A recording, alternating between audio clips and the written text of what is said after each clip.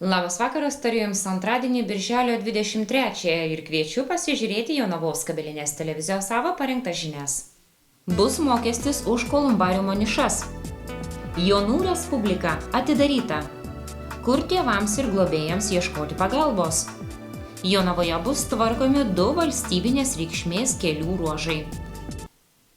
Pritarta, kad savivaldybės galės įvesti rinkliavą už jų lėšomis įrengtas kolumbariumo nišas.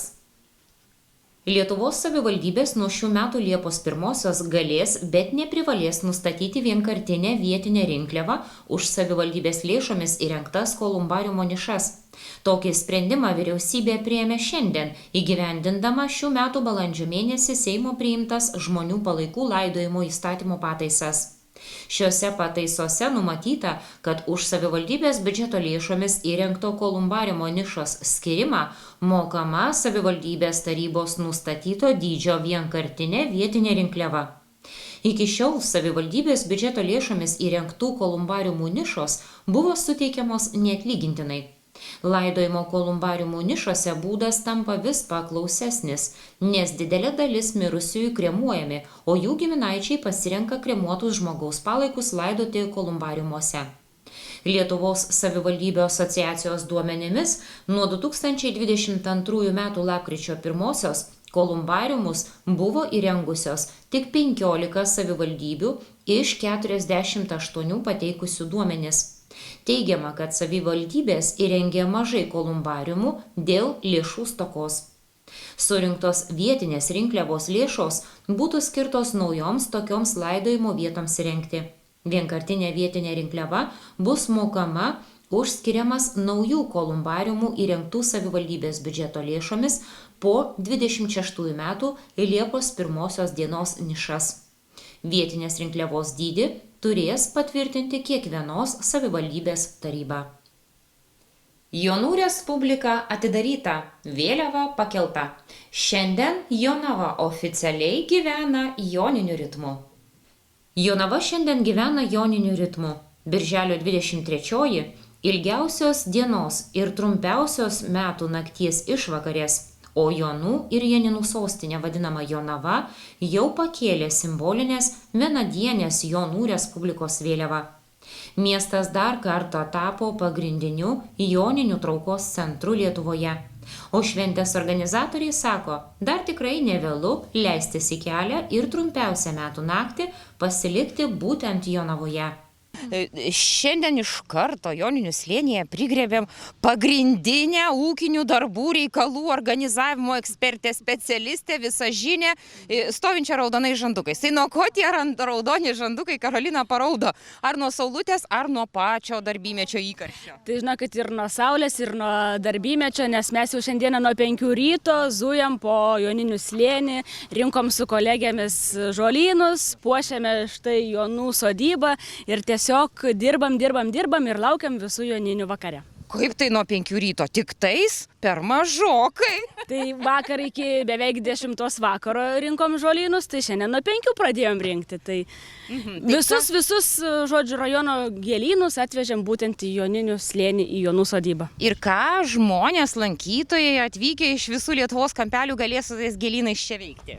Tai galės nusipinti vainikėlius ant galvos, taip pat dalyvauti įvairiose atrakcijose, žaidimuose ir žinoma įsiamžinti prie mūsų fotosenelės, štai prie senovinio vežimo, kur pilna kitkų senobinių ir žinoma gėlynų ramunėlių. Jūs atsakinga ne tik už Jonų sodybą, aš kaip suprantu, ar platesnės jūsų valdos? Tai galim čia pasižvalgyti, galim nusileisti į apačią, į Joninių patį slėnį, tai žodžiu, visas Joninių slėnis tai priklauso mums šiandieną. Aha. O pas darbymetis, aš taip įsivaizduoju ir spėlioju, kad jisai nesibaigs po naktišokių, po vidurnakčio, jūs ir toliau plušėsite turbūt. Tai taip, kaip ir kiekvienais metais ir prieš Jonines ilgai dirbame ir po Joninių, renkame tvoreles, visas dekoracijas, tai žodžiu, mūsų išeiginės prasideda tikrai ne po vidurnakčio, o jau tik tais kokį savaitgalį jau turėsim laisvą. Taip. Nes reikės pusę ūkio susivežti. Vėl suvežti atgal, susidėlioti taip, kad galėtumėm kitais metais rekvizitus vėl naudoti. Na ir kaip preliminariais skaičiavimais, kiek maždaug tikitės atvykstančių lankytojų, nes vakar Facebook'e mačiau, jau kauniečiai diskutavo, kad 2 valandą jau šiandien bus kamščiai. Mačiau ir aš šitą diskusiją, tai labai smagu, kad jau ir kauniečiai, turbūt ir Vilniečiai, ir Kėdainiečiai, ir visi kiti svečiai tikrai plus į Jonavą. Na, jeigu praėjusiais metais buvo bene 17 000, tai jau šiais metais tikimės mažiausiai kokių 20. Radio stotis taipogi skalambija tik tais Jonavos vardą. Mes užtikrinta pelnyta Jonų Respublika. Ar tiesa? Tikrai taip. Ir geriausios joninės yra kur? Jonų Respublikoje, Jonavoje. Ačiū, Karolina. Ačiū Jums. Ir gerai atšvęskite. Labai lauksim visų šventėje. Ačiū. Jau nuo vidurdienio Joninių slėnyje veikia tradicinė prekybinė mugė, o vakare šventė įgaus vis didesnį pagreitį. Šiemet lankytojų laukia ne tik koncertai, bet ir gerokai daugiau etninių veiklų, išplėstas Jonų kiemas, naujos erdvės šeimoms bei dar įspūdingesnė misterija, kuri jau tapo išskirtiniu Jonavos joninių ženklu. Per ilgus metus joninių šventė Jonavoje išaugo nuo nedidelio renginio iki vieno didžiausių tokio pobūdžio renginių regione. Šiemet Joninių slėnyje iškilo net 24 metrų ilgio scena, o modernios technologijos leidžia sukurti dar įspūdingesnį reginį. Šiemet daugiau dėmesio nuspręsta skirti būtent tradicijoms.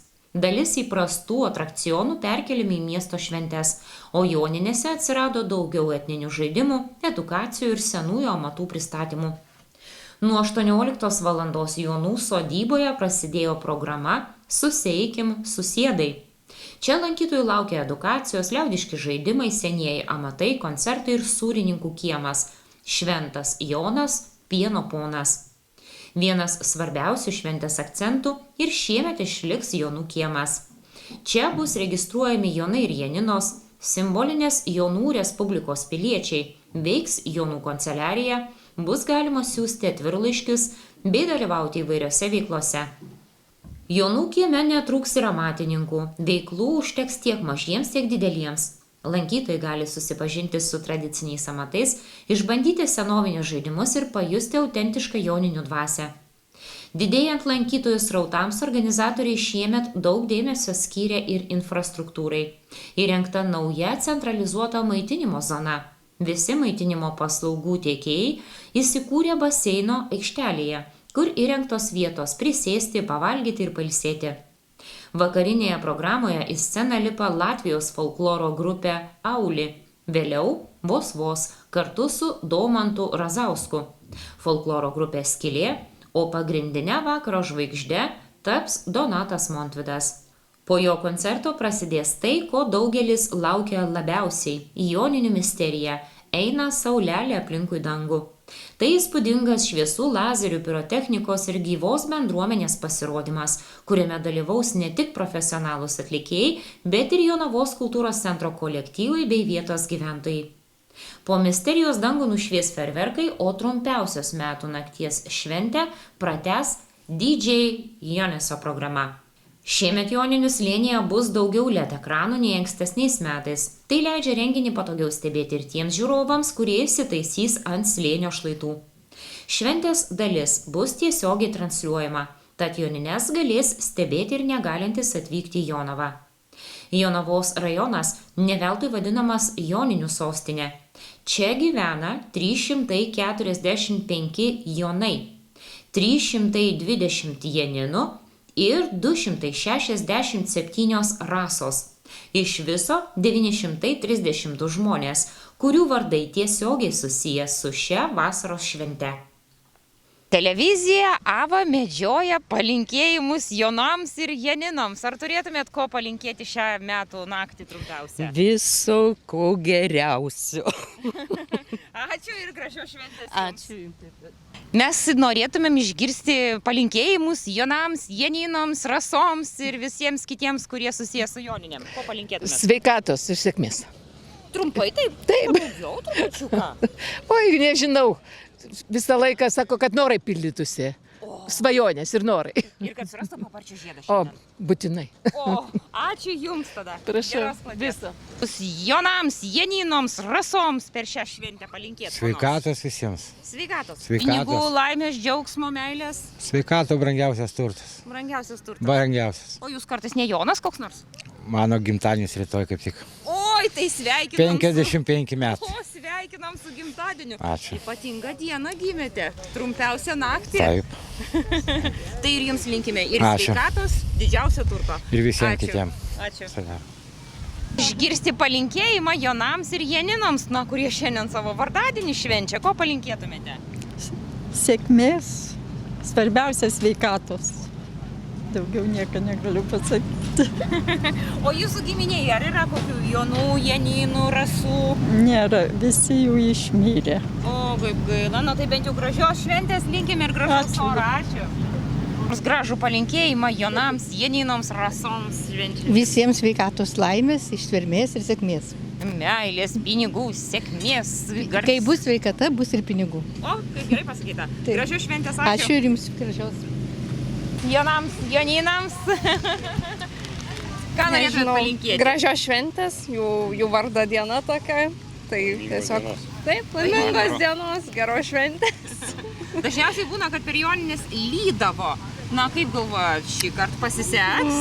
Gal nelis. Orų prognozę galvočiau, kad gal ir pasiseks. Jeigu gal ir neturėtų lydyti, galvoju. Atrodo, kad bus saulėta. Tai tikimės, kad taip ir bus. Tai gražios šventės ir jums. Ačiū. Palinkėjimus saulėtos gražios dienos. Stabtelkit minutėlį ir palinkėjimus Jonams ir Janinoms. Palinkėkit ką nors gražaus. Laimės, Sveikatos, pinigų. sveikatos, pinigų, geros šventės. Jūs nusiteikęs irgi pašvęst? Ne čia, Ne čia? ne čia. O kodėl? Ai, reikės vykti pas kitus Jonus. Ai, turite Jonų giminėj, Taip, darbuose? taip, taip. Ką dovanų vešite? Visko. Visko? Gerai, ačiū, Tai iki. perduokit linkėjimus ir jiems, ačiū. Mes medžiojame palinkėjimus Jonams ir Janinoms. Ko norėtumėt ištarti jiems? Net nežinau, visko, kas geriausia. Dažniausiai palinkėjimai sveikata buvo. Sveikata, taip, sveikatos, laimės, meilės, pinigų. O, irgi neblogai. O kaip jūs pasiryžusi atšvęsti Jonines? Dabar vaikštom, daug žmonių kol kas nėra, tai galima patogiai praeiti. O po to bus jau, kaip sakant, tiršta. Nepraeisim čia. Tai va, Gal vakare. draugų pažįstamų būryje, galbūt net ir giminėje turite Rasą, Janiną, Janę, Joną. Mama yra Janina, dėja amžinatilsi, dedukas taip pat ir kolegė va ką tik paleidom ją švęsti šventės. Tai va. Da perduokit šilčiausius linkėjimus ir gražios jums šventės. Ačiū už Būtinai, pokalbį. ačiū jums taip pat. Valstybės duomenų agentūros statistika rodo, kad visoje Lietuvoje šiuo metu gyvena daugiau kaip 64 tūkstančiai Jonų, Janinų ir Rasų. Iš jų per 27 tūkstančius Jonų, daugiau kaip 19 tūkstančių Janinų ir beveik 18 tūkstančių Rasų. Tad jei dar svarstote, kur sutikti trumpiausią metų naktį, organizatoriai kviečia atvykti į Jonavą. Pasak jų, Joninių sostinėje laukia ne tik koncertai, tradicijos ir pramogos, bet ir tai, ko kitur Lietuvoje nepamatysite. Unikali Joninių misterija, kasmet sutraukianti tūkstančių žiūrovų iš visos šalies. Kaip sako Jonavos kultūros centro direktorė Jurgita Serapinė, priežasčių atvykti į Jonavą yra begalė, o geriau vieną kartą pamatyti, negu 10 kartų išgirsti. Kur tėvams ir globėjams ieškoti pagalbos? Vaiko teisių gynėjai yra pasiruošę pakonsultuoti, nukreipti pagalbos, o reikalui esant užregistruoti vaiko teisių pažeidimą ir nuvykti į šeimą, kuriai reikia pagalbos.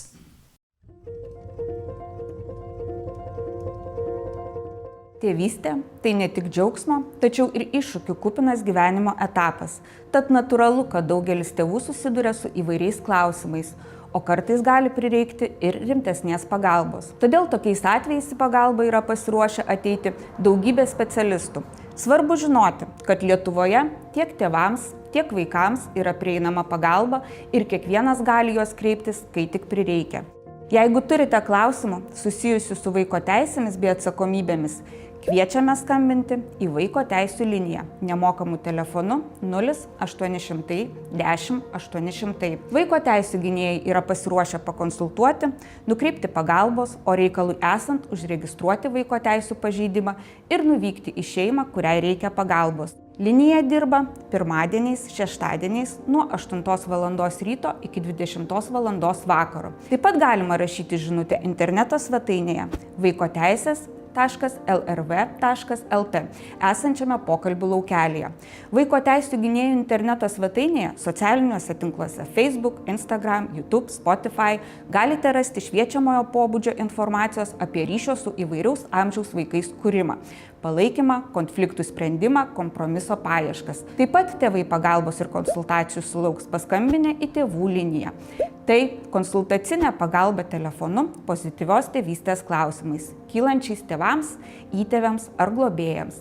Kiekvieną vakarą darbo dienomis nuo 17 iki 21 valandos su specialistais galima susisiekti paskambinus nemokamu numeriu 0800 912 ir gauti psichologo konsultaciją jums rūpimais vaikų auklėjimo klausimais. Nemokama ir anonimiška pagalba telefonu pasiekiama ir skambinant į įvairias kitas Lietuvoje veikiančias pagalbos linijas. Vaikams – vaikų linija, jaunimui – jaunimo linija, jaunimui rusų kalba – linija Doverija, tėvams – tėvų linija ir pagalbos vaikams linija, visiems suaugusiems vilties linija, vyrams – vyrų linija, moterims – pagalbos moterims linija, o išgyvenant krizinį nėštumą turite galimybę kreiptis į krizinio nėštumo centrą. Svarbu žinoti, kad tėvai, globėjai savarankiškai gali kreiptis ir į mokyklos specialistus, psichologus, socialinius pedagogus dėl individualių konsultacijų, auklėjimo ar bet kokiais kitais su vaiko gerove susijusiais klausimais. Pedagoginės psichologinės tarnybos specialistai ne tik vertina mokinių specialiuosius ugdymosi poreikius, bet ir konsultuoja ugdymosi problemų, prevencijos bei jų sprendimo klausimais. Be to, tėvai gali lankyti tėvystės įgūdžių ugdymo grupes, kurios periodiškai yra organizuojamos savivaldybių, pedagoginėse, psichologinėse tarnybose, visuomenės sveikatos biuruose ir kitur. Daugiau informacijos apie jas galite rasti savo gyvenamosios vietos savivaldybėje. Išsamesnės informacijos apie įvairias pagalbos linijas ir kitą pagalbą ieškokite Socialinės apsaugos ir darbo ministerijos internetinėme puslapyje. Via Lietuva skelbia, kad atnaujins daugiau kaip 40 km kelių. Jonavoje bus tvarkomi 2 valstybinės reikšmės kelių ruožai. Valstybinius kelius prižiūrinti bendrovė Via Lietuva šiemet pradės per miestus ir miestelius einančių kelių ruožų atnaujinimą. Visoje Lietuvoje planuojama sutvarkyti daugiau kaip 43 km valstybinės reikšmės kelių, kurie gyvenvietėse atlieka pagrindinių gatvių funkciją. Tarp numatytų objektų ir Jonava. Čia bus remontuojami 2 kelių ruožai. Vienas jų – rajoninio kelio numeris 1915 Vandžiogala prieš Jogalėlę Jonava atkarpa, kurios ilgis beveik 1 km. Taip pat bus tvarkoma daugiau kaip pusės kilometro ilgio krašto kelio numeris 143 Jonava Žasliai Kalniniai Mijaugonis atkarpa. Pasak Via Lietuva, vykdant darbus, bus atnaujinta kelių danga, šalinamos provėžos ir kiti nusidėvėjimo pažeidimai. Tikimasi, kad tai pagerins eismo saugumą, važiavimo komfortą ir prailgins kelių tarnavimo laiką. Visoje šalyje šiems projektams planuojama skirti per 10 milijonų eurų. Remonto darbai turėtų prasidėti vasarą, o visus numatytus projektus planuojama užbaigti iki 26 metų pabaigos. Toliau sinoptikų pranešimai apie trečiadienio orus. Trečiadienio naktį lietaus nenumatoma, vėjas silpnas, žemiausia temperatūra 11–14 laipsnių šilumos. Trečiadienio dieną vyraus vakarinių krypčių vėjas, aukščiausia temperatūra tarp 21 ir 25 laipsnių šilumos. Šiandien atsisveikinu su jumis linkėdama gero vakaro Joninių šventėje, o mes su jumis pasimatysime ketvirtadienį birželio 25. Viso geriausio.